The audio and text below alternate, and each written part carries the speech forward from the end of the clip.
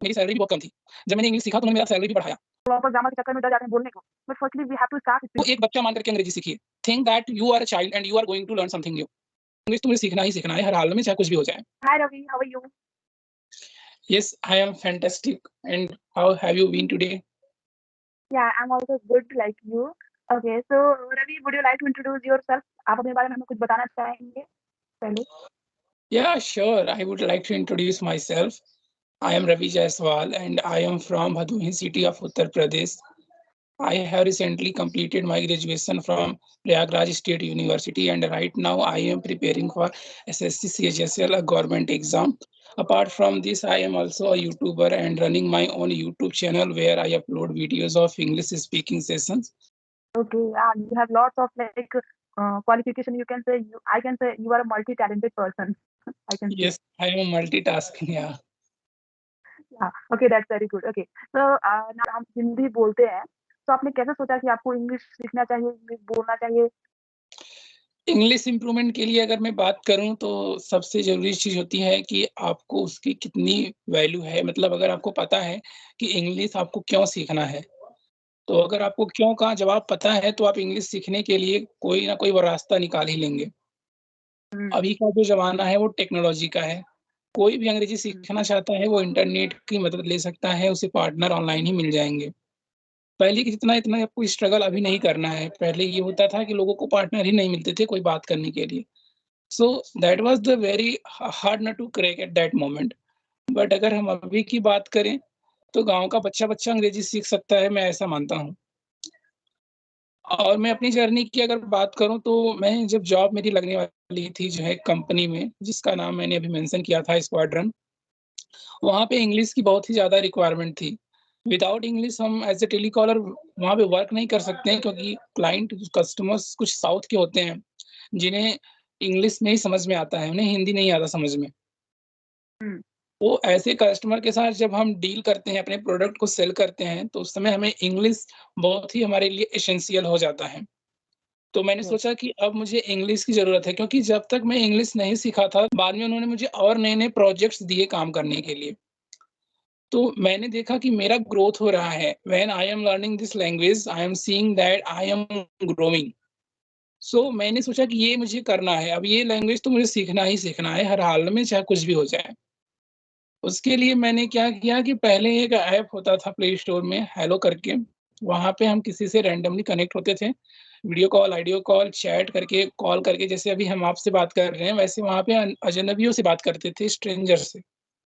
या, तो बात करते-करते हमारा जो है इंग्लिश कैसे और कब इम्प्रूव हो गया हमको पता ही नहीं चला, क्योंकि एनवायरनमेंट हमको मिला। प्रैक्टिस या, करते-करते हमको मज़ा आने लगा, हम लोगों से बात करते थे तो एन्जॉय करते थे उसमें भी। मैंने कभी भी इंग्लिश सीखना मुझे ऐसा महसूस ही नहीं हुआ कि ये बोरिंग है। मुझे हमेशा इंटरेस्टिंग सा लगा। मुझे लगा हुँ, कि मैं कुछ नया सीखने जा रहा हूँ, कुछ नया चीज़ आज मैं करने जा रहा हूँ, जो मेरे लाइफ़ में इंटरेस्टिंग है। तो हुँ, ऐसे करके जो है मैंने अंग्रेज़ी सीखा। मैंने कभी भी कोई क्लास नहीं जॉइन किया। मुझे लगता है कि अगर आपको इंग्लिश सीखनी है, तो आपको हार्ट एंड सोल में उसको इन्वॉल्व करना पड़ेगा। इंग्लिश सिर्फ़ आपको जो है इस तरह से रट्टा करा करके नहीं सीख सकते आप। आपको उसे समझना पड़ेगा, फिर चाहे वो टेंस हो, ग्रामर हो, एडवर्ब हो, जो भी हो, आपको चीज़ें समझनी पड़ेंगी। ये नहीं कि सिर्फ़ रट्टा मार लिया, हो गया काम। तो रट्टा मार लेंगे आप, कहीं पर तो हो जाएगा, लेकिन कहीं-कहीं आप फँस जाएँगे, रट्टा मारने या, से। लेकिन अगर आप सीखे रहेंगे, समझे रहेंगे, हाँ, ये चीज़ कैसे बनती है, कहाँ पे सही, कहाँ पे गलत, तो आप कहीं भी गलत नहीं करेंगे। और सीखना ही है, तो आप डीपली में गहराई से जाकर उसको सीखिए, लैंग्वेज को एन्जॉय कीजिए। ऐसा नहीं होना चाहिए कि आपको बोरिंग फ़ील होने लगे, ये क्या मैं कर रहा हूँ। नहीं, इस तरह से नहीं, इंग्लिश सीखना है तो उसको फन वे में सीखिए, एन्जॉय करते हुए सीखिए। एक लैंग्वेज है, कुछ नया सीखने जा रहे हैं आप। Hmm, you are right. Like but your journey was very interesting. Like आपने सोचा कि अपने को पहले किस कारण चीज़ में सीखना है, पहले आपने उस रीज़न को पता किया, उसके बाद वर्क करना स्टार्ट किया। बहुत सारे लोग ऐसे होते हैं कि उनको अपने फ्रेंड्स को देख के करते हैं कि वो सीख रहा है तो मैं भी सीख रहा हूँ, तो उनके फ्रेंड डेडिकेट होके सीखते हैं। बट उनको तो दिखाना होता है मैं भी सीखूँगा, फिर बट वो जर्नी नहीं चल पाती लॉन्ग टर्म। तो इंग्लिश सुनते हैं तो उनको ग्रामर के नाम से डर हो जाता है बिकॉज़ ग्रामर इतनी सारी होती है और पॉसिबल नहीं होता कि हम सब ग्रामर इज़िली सीख पाएँ। तो मेरे बहुत सारे स्टूडेंट्स हैं, दे बोलते हैं कि मैम हम जैसे इंग्लिश का नाम सुनते हैं, हमारे मन में ग्रामर आती है। ग्रामर के डर से हम इंग्लिश बोलना नहीं चाहते। तो तो एक बच्चा मान करके अंग्रेजी सीखिए। Think that you are a child and you are going to learn something new. और मेरे हिसाब से आपको सुनना स्टार्ट कर देना चाहिए। मैंने ग्रामर पे भी बहुत ज़्यादा फ़ोकस नहीं किया था। मैं अगर अपना खुद का बताऊँ, तो मैं इंग्लिश सुनता ज़्यादा था। इंग्लिश में मैं न्यूज़ देखता था, मूवीज़ देखता था, सॉन्ग्स भी सुनता था और कुछ ऐप्स होते थे जिसमें इंग्लिश के सबटाइटल्स के साथ जो है वीडियोज़ अवेलेबल होते थे। एक केक करके था जो है, तो वो सब मैं जो है देखता सुनता था, तो उससे मुझको जो है इंग्लिश में काफ़ी नॉलेज मिला। क्योंकि आप हो सकता है कि ग्रामर पढ़ो भूल जाओ, लेकिन जब आप किसी को जो सही इंग्लिश बोल रहा है उसको जब आप सुनोगे, तब आप ग्रामर मिस्टेक नहीं करोगे, आपका वो उसको सुनने से ही इम्प्रूव हो जाएगा। हुँ, और कभी-कभी मैंने ऐसा भी देखा है कि जो ग्रामर बहुत अच्छा पढ़ लिए होते हैं, लेकिन फिर भी वो इंग्लिश में मिस्टेक कर देते हैं, या उनको बोलने में प्रॉब्लम होती है और बोलने में मिस्टेक भी करते कि नहीं आज मुझको इतना कवर करना है, नहीं। आपका माइंड, आपका जो सोल है, हार्ट है, कितना उसको लगता है कि वो एन्जॉय के साथ कर पाएगा, एडजस्ट जो है, उतने को ही आप सीखिए।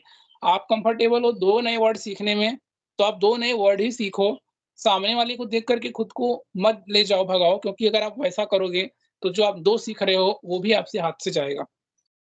हुँ, आप क्या कर सकते हो, नए-नए चीज़ें, पहली बात तो जो आपको दिख रहा है आपके आस-पास, उसी की इंग्लिश जो है आप जानने का कोशिश करो।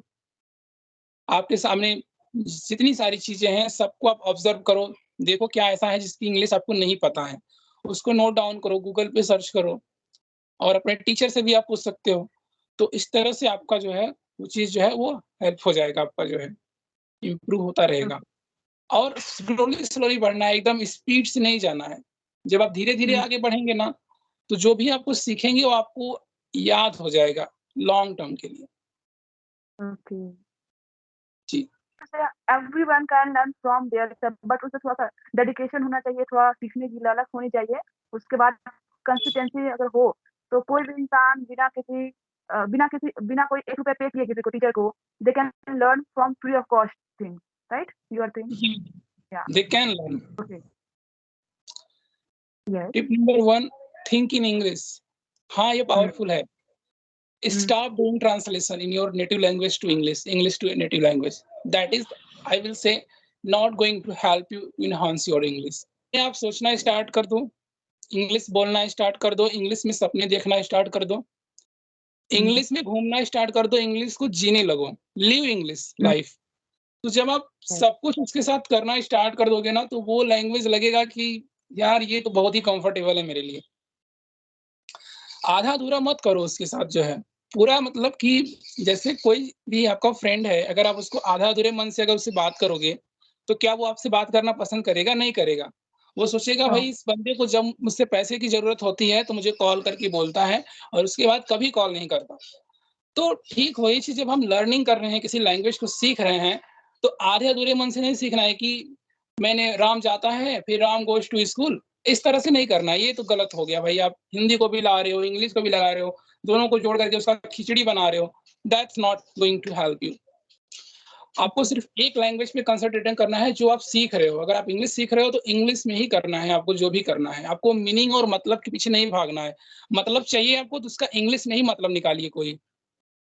ये नहीं हुँ, कि उसका हिंदी में मतलब ढूँढने जाएँ, आप अपने नेटिव लैंग्वेज में जा रहे हैं उसका मतलब ढूँढने के लिए। So that's not I think going to help you. Yeah, दूसरी ओके, चीज़, रेगुलर प्रैक्टिस कीजिए कंसिस्टेंसी के साथ।